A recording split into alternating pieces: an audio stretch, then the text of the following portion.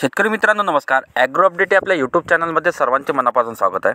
शेतकरी मित्रांनो, आजच्या व्हिडिओमध्ये आपण उन्हाळी मुगासाठी शेवटली आणि महत्त्वाची फवारणी कोणती करायची, कधी करायची आणि कशासाठी करायची याबद्दलची सविस्तर माहिती बघणार आहोत. आपण जर मूग उत्पादक शेतकरी असाल तर व्हिडिओला शेवटपर्यंत नक्की बघा. शेतकरी मित्रांनो, उन्हाळी मूग पीक आता बऱ्यापैकी आपले 40 ते 45 दिवसाच्या दरम्यान आलेले आहे.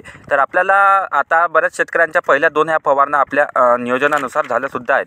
तर आता मूग पिकासाठी शेवटली आणि महत्त्वाची फवारणी म्हणजे जी आपल्याला शेंगा भरताना मदत करेल, त्यानंतर जो अळीचा अटॅक शेवटल्या स्टेजमध्ये मूग पिकावर होतो त्याच्यासुद्धा नियंत्रणासाठी आपल्याला फायदेशीर आहे. आणि सोबतच जो काही थोडाफार करपा आहे तो बुरशीमुळे त्याचेसुद्धा नियोजन आपण या फवारणीतून करणार आहोत. तर शेतकरी मित्रांनो, आपलं उन्हाळी मूग पीक हे 45 ते 50 दिवसाच्या दरम्यान झाल्यानंतर आपल्याला तिसरी फवारणी ही करून घ्यायची आहे. त्यामध्ये आपल्याला अळीच्या नियंत्रणासाठी इमॅमॅक्टिन बेंझोएट असलेलं 10 ग्रॅम प्रति 15 लिटर पंपाप्रमाणे आपल्याला घ्यायचं आहे. याच्यासोबतच आपल्याला शेंगाची चांगली भरण होण्यासाठी 13-0-45 या विद्राव्य खताचा 100 ग्रॅम प्रति 15 लिटर पंपाप्रमाणे वापर करायचा आहे. 13-0-45 मुळे शेतकरी मित्रांनो त्यामध्ये 13% नत्र आणि 45% पालाश आहे, म्हणजे ज्यामुळे पोटॅश ज्याला म्हणतो आपण, ज्याने दाण्याची चांगली भरण होते आणि नत्राने सुद्धा त्याचाच तेवढाच फायदा होतो. आणि याच्यासोबतच आपल्याला जो काही शेवटल्या स्टेजमध्ये बुरशीमुळे जो काही करपा वगैरे मूग पिकामध्ये दिसून येतो त्याच्या नियंत्रणासाठी आपल्याला हेक्झॅकोनाझोल